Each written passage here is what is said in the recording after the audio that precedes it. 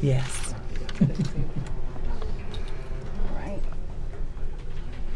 Well, good afternoon, and thank you all for being here. Really appreciate it, as we are here to brief not only you, but the public of the city of New Orleans and that also the state of Louisiana. We are joined by our governor, John Bell Edwards, and at this time I will turn over the podium to him, and then we will proceed with our briefings as follows. Sir? Thank you, Mayor Cantrell, for having me here today and the opportunity to meet with you and your team, and for the partnership that we have established a long time ago, but that is certainly, I think, very important to us right now, given what we're dealing with this growing COVID-19 outbreak. We just ended a meeting of our teams where we shared information about our plans going forward in response to the coronavirus. Also talked about a proclamation that I issued this morning and making certain that we have seamless communication and coordination. As you probably know, about an hour ago, President Trump declared a nationwide public health emergency, and I certainly thank him for that. This is a very serious situation that demands the full attention of our nation and our state. There was a lot of information that was delivered just a short time ago and a lot of information to unpack, and I'm not going to have an awful lot to comment on from that press conference that just concluded. Suffice it for now to say that all of our state agencies will be digging into the information that was provided to find out how we can take full advantage as soon as possible for the state of Louisiana. An update on the testing that we have. As of right now, we have 36 presumed positive cases of coronavirus in Louisiana. Those cases are spread across 8 parishes. That is 13 new cases since yesterday, and the new parishes include St. Bernard, St. Charles, and Terrebonne. As we've noted before, there's a community spread of COVID-19 in New Orleans and potentially beyond. We know that there is one cluster of cases at Lambeth House here in New Orleans, which is both a nursing home and assisted living facility. Obviously, this is a very serious situation for our entire state, and it requires serious action. We've said this before and cannot stress enough. Those who are most vulnerable to COVID-19 are our elderly and those with chronic health conditions. And that is why yesterday steps were taken to limit non-essential visitation to hospitals, nursing homes, state prisons, and parish jails. But younger people play a role too. While you may not have symptoms, you could spread the illness to those who will, and I implore you to stay home if you are even slightly sick, and that's the entire population. Don't go to work. You know, it's time to be good neighbors to one another, and this is one of the things about being neighborly. So the proclamation that I issued does the following. In an effort to reduce and limit the spread of COVID-19 in Louisiana, and to preserve the health and safety of all members of the public, all gatherings of 250 people or more between Friday, March 13, 2020 and Monday, April the 13th of 2020 shall be postponed or canceled. This applies only to gatherings in a single space at the same time where individuals will be in close proximity to one another. It does not apply to normal operations at locations like airports, medical facilities, shopping centers or malls, office buildings, restaurants, factories, manufacturing facilities, grocery or department stores. For example, please go to the grocery store if you need to. Go to the mall, go to the pharmacy. However, if you are in a high-risk category, meaning you are elderly or have an underlying health condition, think twice about going out, and if you do, please practice social distancing. This provision may be extended beyond Monday, April 13th, 2020 by further order should the circumstances warrant that. To be very clear, and I think this will probably get to some questions before you ask them, this prohibition does apply to churches and houses of worship with congregations that exceed 250 in a single service. However, churches and places of worship can engage in multiple services and bring the number of people in them below 250. It is important and this is probably the one time a week where we know that the most number of elderly people and people with chronic health conditions are sitting in pews next to others for at least an hour. And so while it's a very heavy decision, it was one that was deliberate to include churches in this particular executive order provision. This is in keeping with guidance, by the way. The entire limitation on the size of crowds at these different events, the 250, it is in keeping with guidance from the CDC on community spread. It is to do everything that we can to limit the spread of COVID-19 so that we do what we've been talking about. The peak of cases won't be as high as it otherwise would be, and that we don't create demand on our healthcare providers all at one time. So we spread out that demand over a longer duration. I know also there's a major concern about our schools. Beginning Monday, March 16th, all K through 12 public schools across the state will be closed for 30 days, with classes scheduled to resume on April the 13th. And like all of our announcements, this situation will be reevaluated as we continue to monitor developments. It's important to note that school cafeterias will remain open for as long as possible to provide food for those students who need it.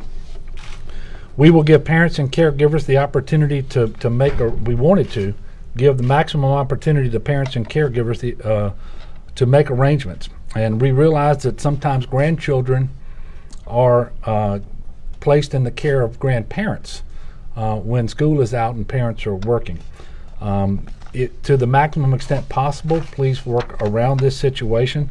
Again, the elderly population is most vulnerable, and while children, thankfully, are not impacted as severely, nearly as severely as other portions of our population, they do have the ability to spread the coronavirus.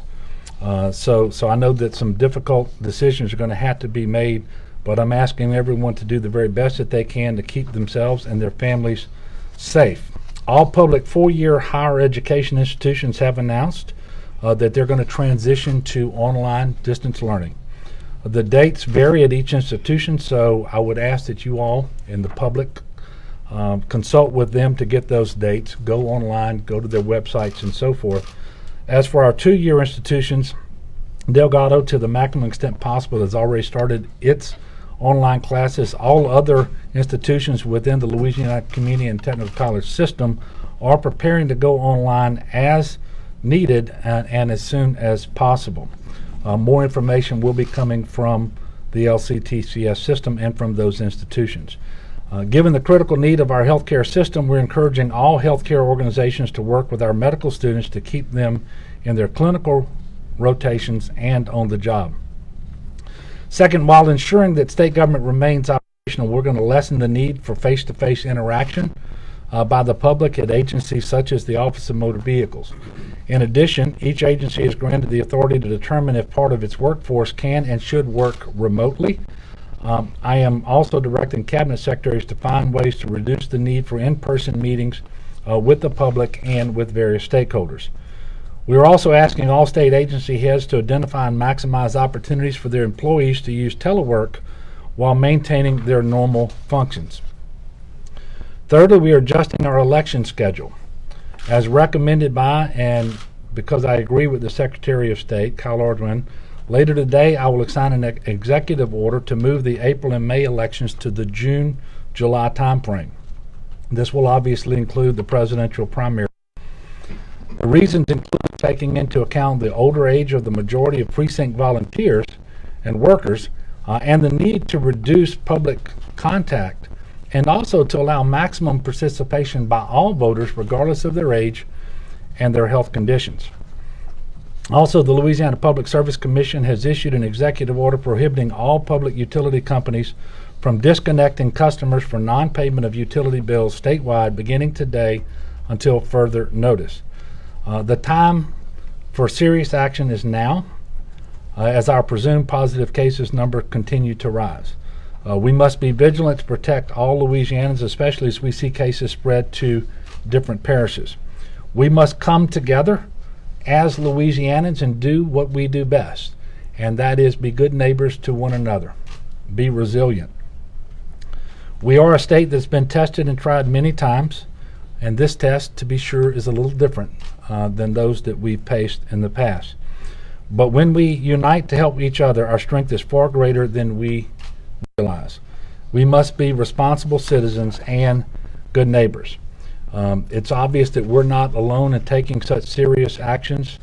At least 5 other states have made similar announcements today and yesterday. Much of the sports world took necessary steps to prevent large gathering and protect fans and athletes. Even Disney World, for example, will close its doors for a period of time. Our colleges are arranging to have online instruction. All of us are considering how to arrange our lives to avoid unnecessary interactions. And I want to take another opportunity to stress the way in which every single Louisianan, everybody in Louisiana right now, these are the things that you can do to help us to make sure that we minimize the spread and the adverse consequences of the coronavirus. Wash your hands frequently and do so for at least 20 seconds with soap and water. And by the way, there's a lot of focus on hand sanitizer. That is not the best method to clean your hands anyway. The best method is soap and water, which remains readily available. So please use it and do that frequently. Cover your cough and sneeze into your arm if necessary. Avoid touching your face as much as possible. Routinely clean and disinfect frequently touched surfaces. Avoid close contact with others and stay home if you are sick. We started a public service announcement campaign with LSU head football coach Ed Orgeron and the U.S. Surgeon General Dr. Jerome Adams. They can be seen on television and heard on radio, and they're also on social media. We ask that you take heed to and share these messages as much as possible.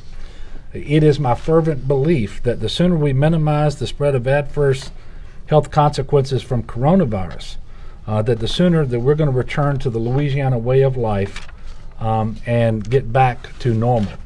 But there is some period of time where we're going to have a new normal. And we expect that these cases will continue to increase for some period of time. And so we want to make sure that the public also has that expectation. But that's also why we're calling upon them to really make sure that they are doing those things that we've asked them to do as a precaution to minimize the spread. So I'm going to be followed now by the mayor, and I want to thank her again for the opportunity to visit you and your team and for the work that you and all of your team is doing. Thank you very much. Thank you, Governor. And it's good to have you here, good to work with you and your team, and I appreciate your commitment to Orleans Parish and the state of Louisiana as we deal with COVID-19. As expected, the number of additional cases have increased, not only overnight, even as we were having our recent briefing, that number increased. And we do anticipate, as it was reported, more cases to come. We are seeing significant community spread. To limit and slow down this spread of the virus, our best tools are that to mitigate, and we are moving forward with our mitigation efforts. That means closing of the schools. It also means canceling public events.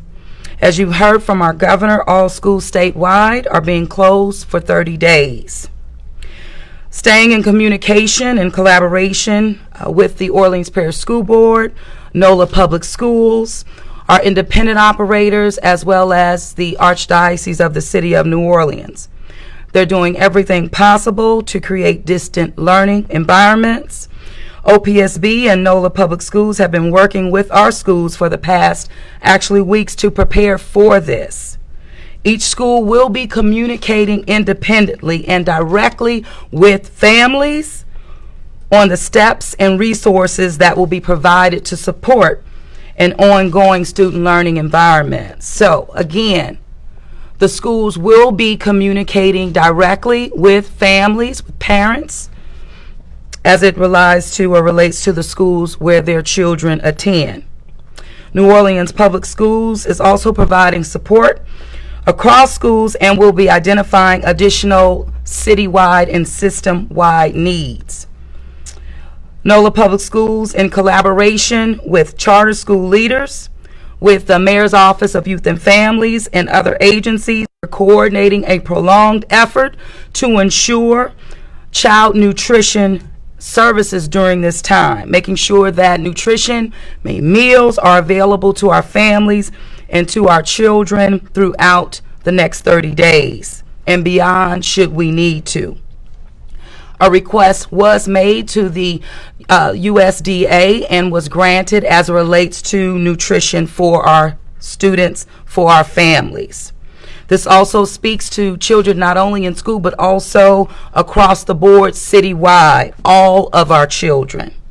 The district will share resources with families for how they may access food and nutrition services, again, during this time and also starting with next week with the school closure. They're asking for, after that first week, the district anticipates a citywide child nutrition program that will be available for all of our families throughout the city of New Orleans. To support both functions, the Orleans Parish School Board, and thank you so much, OPSB, for doing this, passed a resolution granting NOLA Public Schools the authority to access $5 million for emergency spending needs. We appreciate that very much. As you know, the state has issued guidance limiting public gatherings to 250 people. The governor went through this very thoroughly. Here in Orleans Parish, we want people to use, of course, common sense and good judgment as it relates to this. We're seeing even with some businesses are practicing their own or instituting their own limitations of people who are frequenting their businesses, maybe 50 at a time, some 10 at a time. But this will be determined by the private industry and the businesses themselves. Enforcement will be complaint-based. And we'll respond as needed. The New Orleans Public Police Department is urging citizens not to gather in large groups until further notice to help slow down the spread of COVID-19. Again, this is coming from our New Orleans Police Department, and again, enforcement will be complaint-based, and we will respond. Please do not block public streets or intersections. It is a public safety risk without proper police presence. This also, again, speaks to the cancellation of public events, those that are permitted through the city of New Orleans. We're not going to be, out counting heads. We trust that our people will follow the rules and just be good citizens. Public safety and public health remain our top priority as we move through this and continues to. In addition, we will be restructuring the access to City Hall and city facilities. More of this will come. This will be a minimized and staggered approach as it relates to accessing City Hall.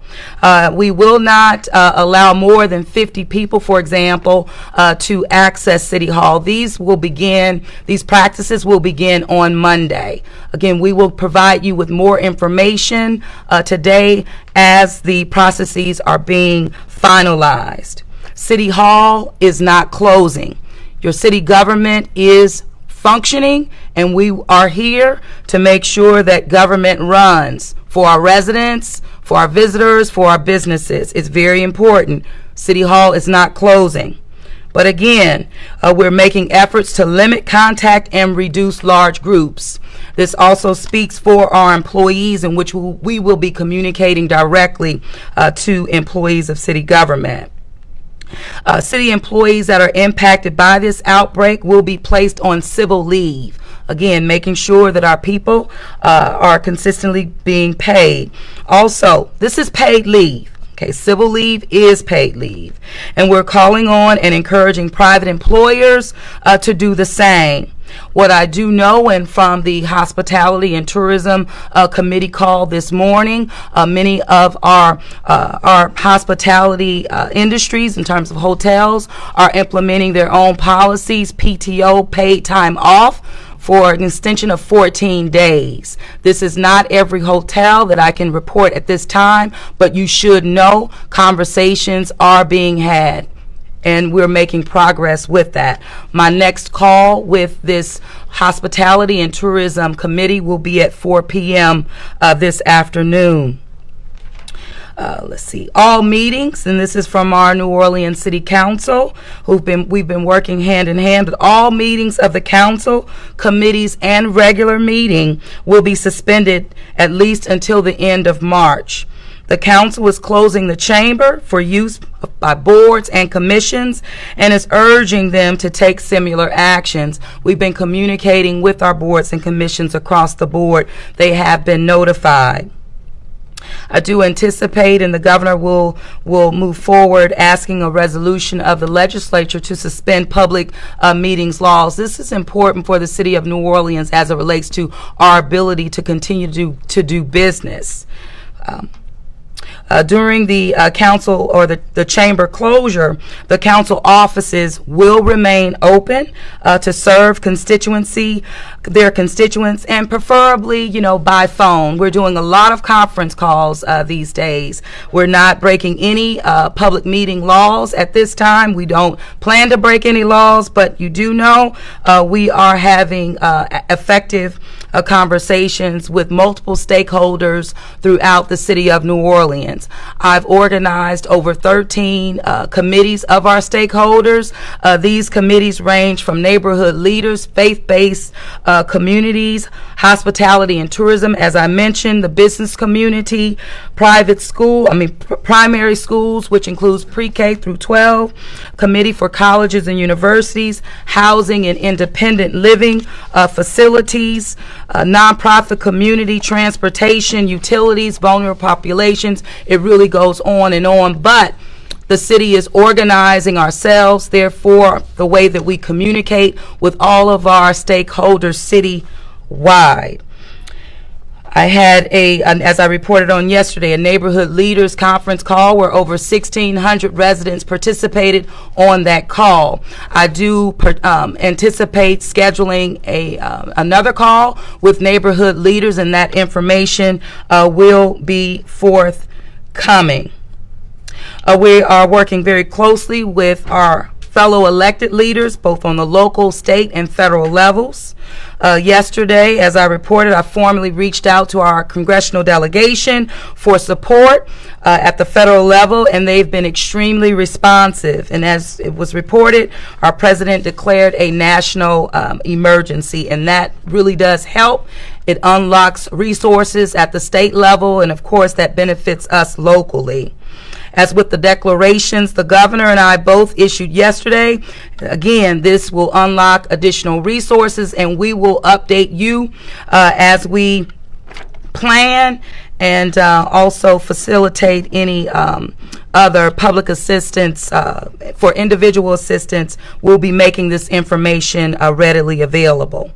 I have also, I wanted to thank our community partners, particularly the Greater New Orleans Foundation, who has activated our disaster fund, and they are also a co-chair representing us on the nonprofit committee. United Way also stepped up, making available over $100,000 that has been contributed to this disaster fund. Let me tell you what we are not doing. We are not limiting the sale of alcohol. That was something that seemed to have been misconstrued based on the declaration that was made on yesterday. What it says, that should it be necessary, that I have the authority to do just that. But as of now, we are not limiting the sale of alcohol. We are not shutting down private businesses or forcing them to close. While these closures and cancellations are extremely disruptive, the work of the city, it must go on. So the public health, again, is public safety, and that is our top priority. What I will ask right now is for Dr. Jennifer Avegno, who serves as our Director of Health, to come and give us the most latest updates and briefings at this time. Dr. Avegno? Thank you, Mayor, Governor. As the governor said, we have 36 presumed positive cases in Louisiana. There are 26 presumptive positive cases of COVID-19 right now in New Orleans, and we expect that number to rise. This situation clearly indicated to all the leaders here that significant community spread of the virus and the time to act is now. We have to do, as you've heard, we have to do everything we can to protect those who are most vulnerable, the elderly and the chronically ill. What we know of this epidemic is very clear, that they are affected far more severely and at much higher risk of death than others. The best way to do this is to slow the spread of the virus, as we've said, by significantly reducing interaction between individuals and groups, and that is why the decision was made to close schools, limit access to public facilities, and limit social gatherings. These are all ways that the virus is spread from person to person. What we need to do now, as I've said before, is to flatten the curve of this epidemic. I want to reiterate that we are not taking these measures largely because of the risk to the average person. Relatively healthy people who contract COVID-19 tend to have mild symptoms like the flu or a cold and do not require hospitalization. However, elderly individuals, those with chronic medical issues are at far greater risk for severe illness. I can't emphasize this enough. These are the people we do not want to contract the virus. And all 400,000 New Orleanians and all Louisianians have a role to play in protecting these individuals. On our public safety side, as the mayor said, we are all hands on deck. Our public safety agencies are equipped with personal protective equipment and will be utilizing it when responding to calls with flu-like symptoms. 911 call takers are trained to ask specific questions to determine if a call for assistance might be from a patient at risk of COVID-19. The New Orleans Police Department is asking for your cooperation in following the governor's ban in gatherings of more than 250 people. It is very important that we all reserve emergency services for those who truly need them. If you have a fever, cough, shortness of breath, or other symptoms, please call your doctor. We urge the public only use 911 in hospitals for life-threatening emergencies. We have been through a lot as New Orleanians, both recently and both in our history. And the sacrifices and changes to daily life we're asking you to make during this time are no different than in previous times. Be in touch regularly with your elderly and chronically ill loved ones. Call your neighbor, your family member to see if they need help. We can still be community even if it's not in person. There are also real ways that you can help the people most affected. The best way to support in a crisis is to offer financial donations. As Mayor Cantrell said, yesterday the Greater New Orleans Foundation activated the Disaster Response and Restoration Fund, which will help nonprofits taking care of our elderly, homeless, and low-wage workers. Today, the United Way also announced a $100,000 contribution to that fund. The New Orleans Council on Aging is taking financial donations to support seniors through its Meals on Wheels program and other services, which we expect to increase. Second Harvest Food Bank is also accepting donations, monetary donations, and those of fresh produce, non-perishable food items, cleaning supplies, soap, and hand sanitizer. Please find an agency that is doing work such as these and find a way to use your energy, your time, and your talents to assist them. As we've all heard, there's a lot of rumors and misinformation out there. And I want to continue to reiterate, this is not a time to panic. It is a time for your continued attention. Information is one of the most important ways we can slow the spread of this virus. So please continue to make sure you're getting your information from reliable sources, including the CDC, the Louisiana Department of Health, and here in New Orleans, NOLA Ready. We're going to say it again. Text COVID NOLA, all one word, to 888-777. Follow us on social media at NOLA Ready. Go to ready.gov for updates. Please understand that these decisions being made today on every level are not made lightly. Our cultural traditions, our gatherings, our churches are the backbone of our community. But to be community, we have to protect those most at risk. We will need to be creative, and that is something that Louisianians and New Orleanians are excellent at doing. So thank you all for your attention. Thank you so much. Thank you so much. And one thing that we will continue to echo, that we are unified in our approach and our levels of communication, and we are extremely hopeful that we're going to get through this. We just remain calm, be patient, work together, and show the spirit of empathy that we know that we can, and that's by meeting our people where they are.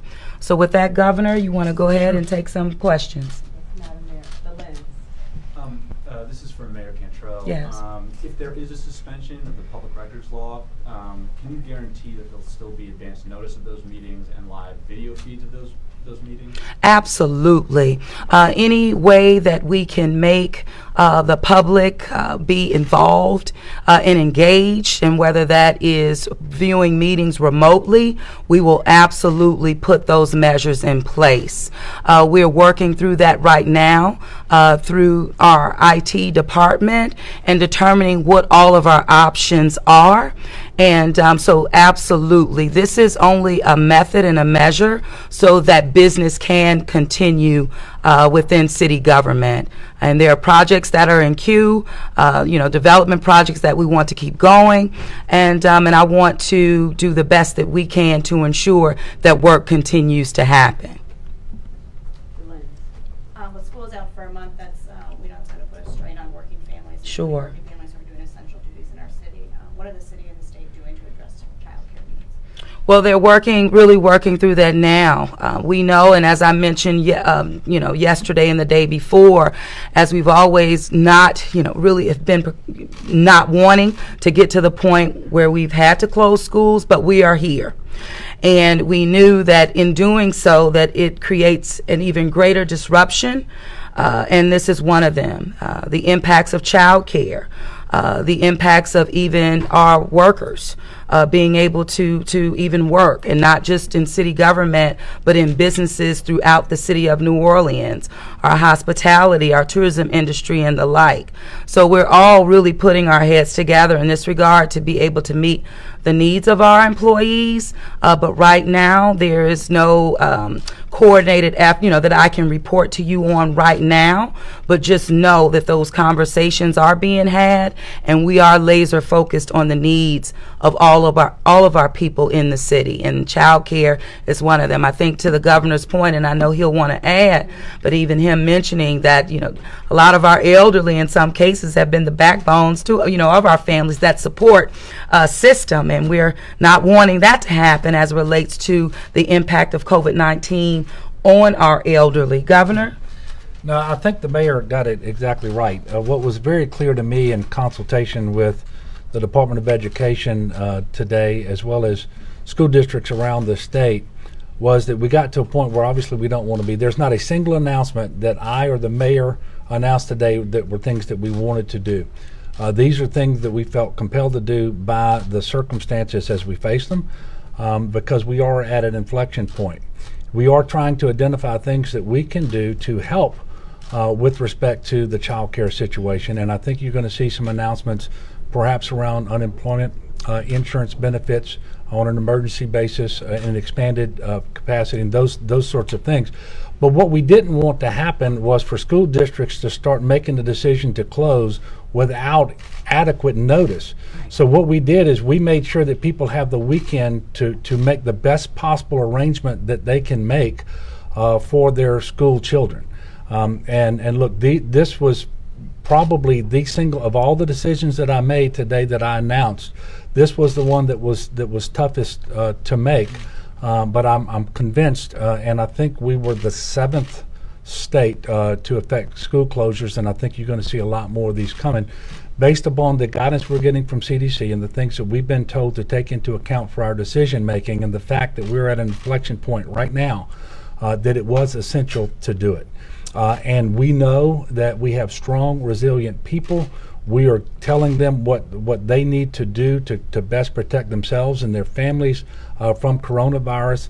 And we're going to help them everywhere that we can, but we need to give them the opportunity to have time to make the best possible decision for themselves, their families, and certainly their children. Absolutely. And what I will also add to that, based on the governor's proclamation, is waiving the number of days as it relates to being in school. There's a threshold there.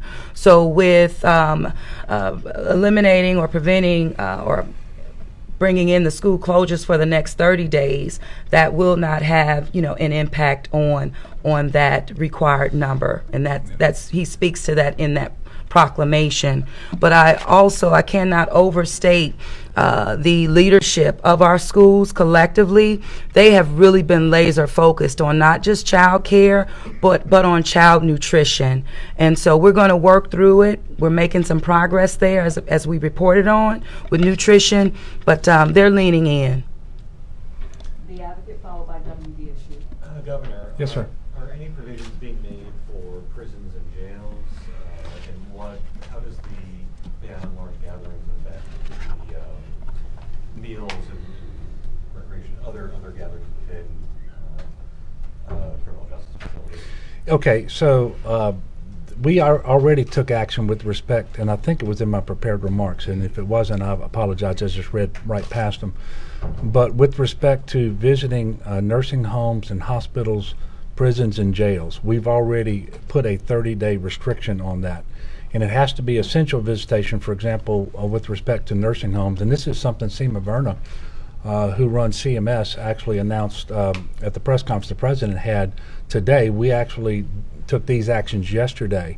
We are not allowing non-essential visitation because we have individuals. Think about a prison. All those individuals living in close proximity to one another, and our prisons have relatively limited medical capacity as well.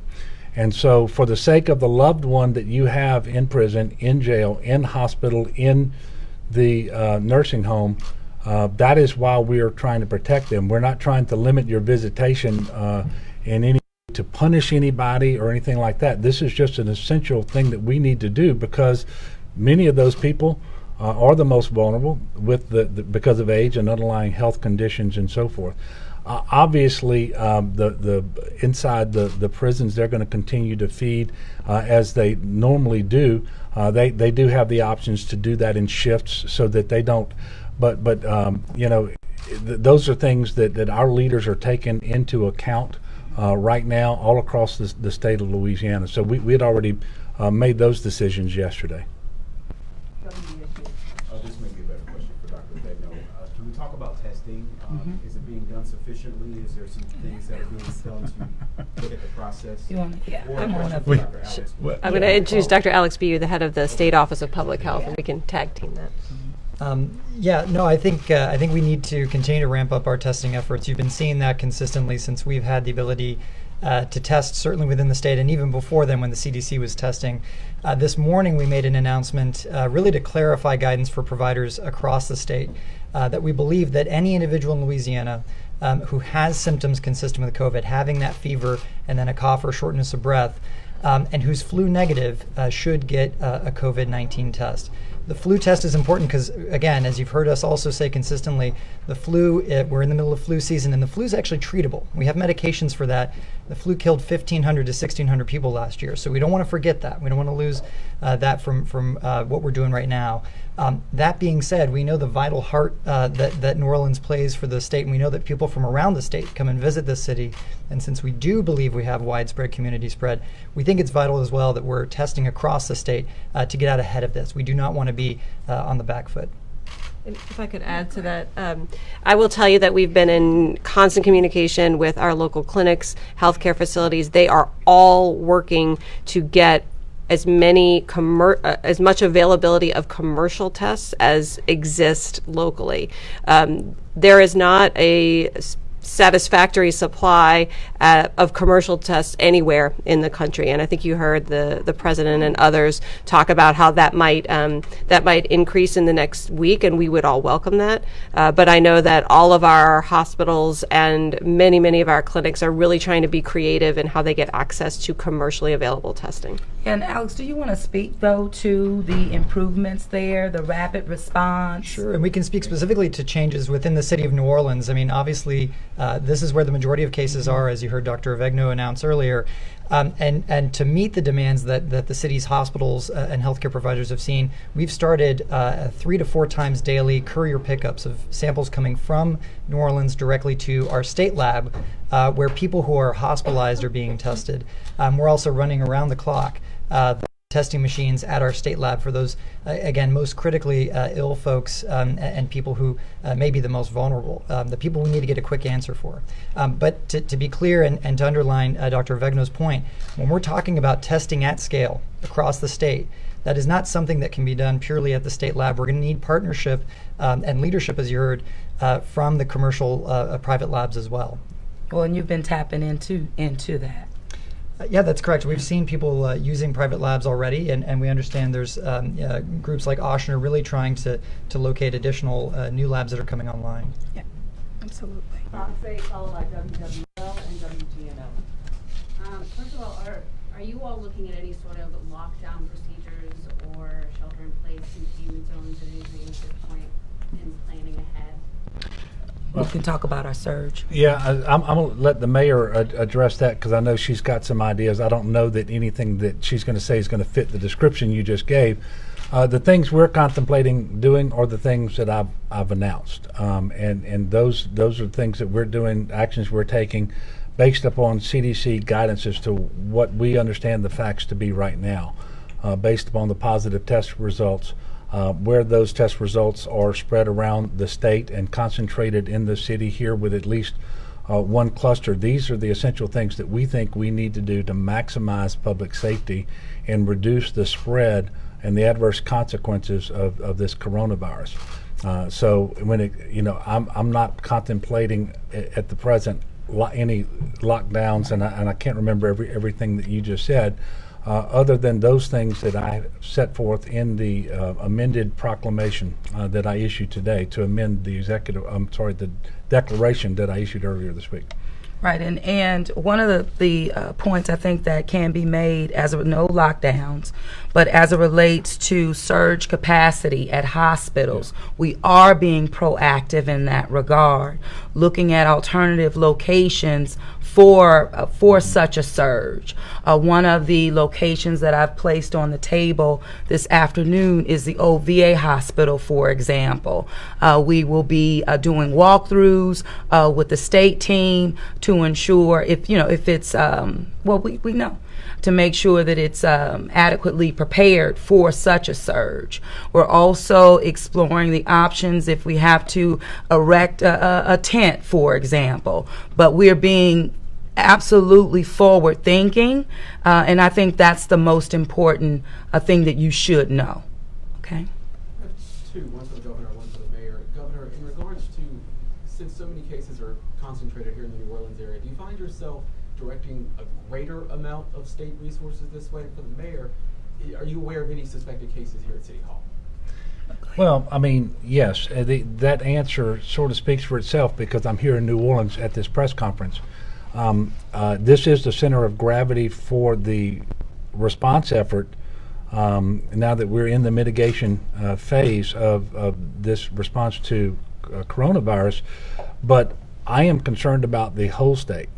And if you look at what has played out, not just in other parts of the United States, but around the world, these positive cases start popping up and you have community spread, and it is impossible to know with any precision where that's going to happen. That's why I said we're at an inflection point. The things that we're doing statewide because we have to do everything we can to get in front of this. So obviously we're devoting more resources here because the lion's share of the testing is coming out of New Orleans area. The lion's share of the surveillance testing, not just the persons under investigation, PUIs, I'm sorry. Not just the PUIs, but the surveillance testing and so forth. And this is where we're doing our planning for surge capacity, for example, to make sure that if we have individuals who don't have a home to go to, but they don't need to be hospitalized and they are positive, where we're going to put those individuals. And these are just some of the things that we're coordinating with the city of New Orleans, but they're things that we potentially will have to replicate everywhere around the state of Louisiana. And as for the city of New Orleans, we've been leaders in this regard, and based on the impacts within our city, caused me not to wait, to have to take action sooner rather than later. And we'll continue to be on that side and say, damn if you do, damn if you don't. You can be rest assured I'm going to be on that dam if I do, because we're going to do, and we've demonstrated that. As it relates to city employees, now you said City Hall, but I'm looking at all my people, right? And we have 7 of our first responders, as I reported on yesterday, that we have in quarantine. I know that one also went to be tested on yesterday because the symptoms really did require that.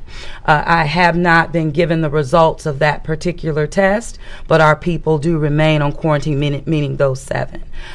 Members of our employees who have reported that they are sick, not necessarily symptoms of COVID-19, they have been asked to stay home, and they're doing just that. We will be implementing a work from home policy when we'll be communicating that more effectively with our employees when that time comes. But we're prepared to respond to the needs of our people, and at the end of the day, really do protect our first responders who are our first line of defense in this. WTNO. Dr. Bagno, it is flu season. There's a lot of people who have already had the flu or had flu-like symptoms. Do those people who had those flu-like symptoms but didn't go and get checked, do they need to be concerned about their health at this point? So I would say if you are asymptomatic right now, then you can take the usual precautions as you would for your health. You can and limit your contact with those who might be elderly or sick, but go about your daily business. At this time, there's no recommendation for testing for COVID-19 of anyone who's asymptomatic. WWNO. What resources are being dedicated at the state and local level to figuring this out, and how are they being allocated? Okay, cover. That's a pretty broad question, to figuring this out. But no, but that is where we spend our time, and this is what we've been focused on, really, not just yesterday or today, but we committed our, I don't know when it was, weeks ago. We got together with the Department of Health and different state agencies, set up a task force. We've had multiple UCG meetings now. We're in constant communication with local partners to try to figure out what their needs are and try to anticipate what their needs are going to be. And that's where we spend our time planning and allocating resources. I was very heartened today by the press conference that we just heard that it appears that if those things come to fruition, and I do want to manage expectations, not about whether we're going to have more robust testing available. The press conference was in Washington today. Those tests are not going to be available tonight. Right. Okay? And so I need everybody to understand that it takes time to put these things into place, and in the meantime, we're going to continue doing things which is why, for example, Dr. Bu said that we are using a relatively low throughput state lab testing for those cases that are most critical that we know if they had COVID-19, because these are seriously ill patients who are actually in the hospital.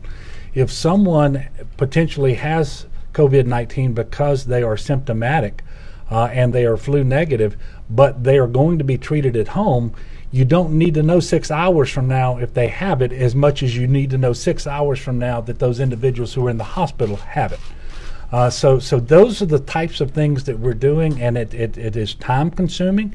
It is difficult, but with the lines of communication that we have, the coordination we have, up to the CDC and other federal partners at Health and Human Services, for example, and I'm hopeful the VA and many other federal partners, but across the state and then down to local officials such as the mayor and her team. That's where we're spending our time, and we're doing the very best that we can. I will tell you, it is almost impossible to think that you can anticipate today all the ways that this coronavirus is going to manifest itself into a challenge. But we're trying very hard to anticipate the biggest challenges and the ones that require the allocation of resources now so that we can be prepared. We don't want to be coming in behind this thing, and we want to get out as far in front of it as we can. And I know that that's a long and winding answer to what I thought was a relatively imprecise question, but it's the best way that I can try to articulate what it is that we're doing these days. Yeah, and what I will say to what I do remember of your question is that my administration, along with that of the New Orleans City Council, we were very protective of our fund balance. And we went to bat for that. My administration did, and the City Council followed suit, meaning that we protected our fund balance for these types of events. But the bottom line is, make no mistake about it, this is yet another threat to our budget and our bottom line to run city government. We've just coming out of the cyber attack. We've had lost news as it relates to Hard Rock. There are many things that we've had to deal with and address, which speaks to why I reached out at that federal level prior to the president's announcement this afternoon to ensure that, one, federal dollars would be unlocked to help us at the local level. And we're seeing that has now happened, meaning the declaration by the president, but it will take some time for those processes and those dollars and resources to flow, kind of like what the governor mentioned. But we know that we will have a negative impact to our 2020 budget and even the projections that are tied to that budget. Make no mistake about it. But we also know that our business owners and leaders throughout the city of New Orleans will be taking a great hit as well. So we're going to be leaning heavily on these federal resources, working collaboratively with our governor, the full state of Louisiana, to ensure that we're able to meet our people where they are consistently. 2 more questions. The lens, followed by last question, box 8. So y'all have asked people who are symptomatic to stay home from work, to go get tested. As you know, not everyone has insurance in this state, and maybe doesn't have the savings to go, spend that at a hospital, or even make rent if they have to take time off of work. So 2 questions here. First, what would you say to someone who's questioning whether they can afford to follow the directions and the requests that you're giving them? And number 2, has this caused you to reflect on the adequacy of the social safety net in Louisiana and New Orleans? So to speak to the testing, it's been really gratifying to see that the leaders in trying to obtain the commercially available tests have been some of our federally qualified health centers. And these are health centers that agree to take everyone regardless of ability to pay.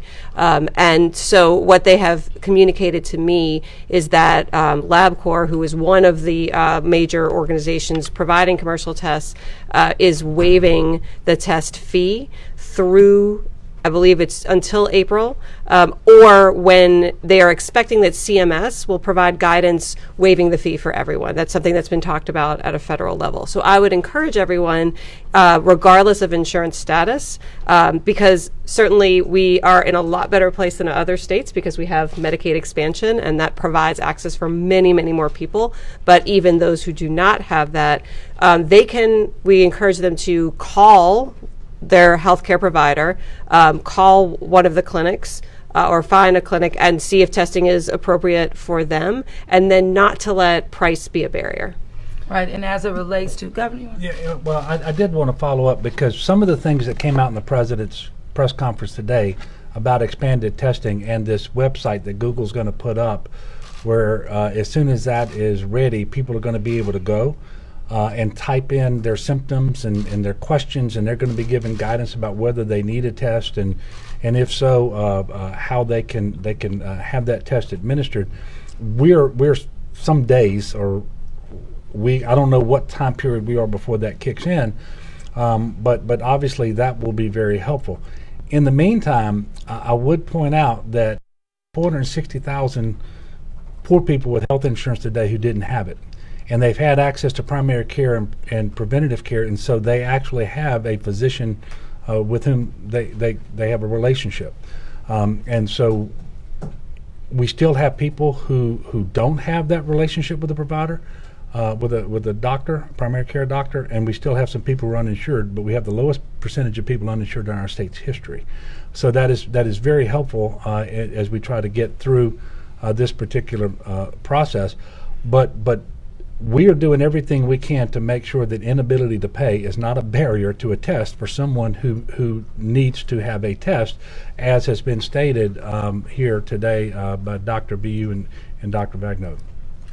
And as it relates to, you mentioned just social needs and that sort of thing, that's one of the reasons why within our administration and city we have organized committees as it relates to stakeholders, because that's the most important thing, to strengthen the lines of communication throughout those various sectors so that we can collectively understand the resources that we have available and begin to exchange and share those resources in a more collaborative manner. It speaks to the Committee on Nonprofits, for example. That's why working with Conf, activating that disaster fund, working with United Way, you begin to clearly have a better sense of your nonprofit community and therefore the resources that could be extended to your population of people, meaning your residents.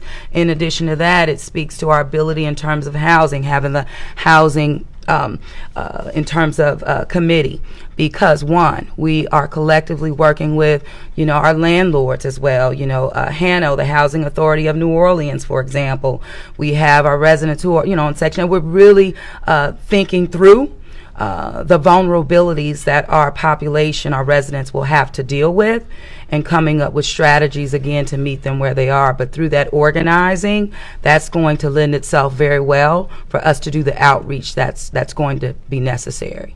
And is there any thought on the local or the state level of trying to do something to suspend for a time evictions in the state to keep people in their homes? Well, through my housing committee that has been coordinated, that is something that is on our plate that we are working on right now.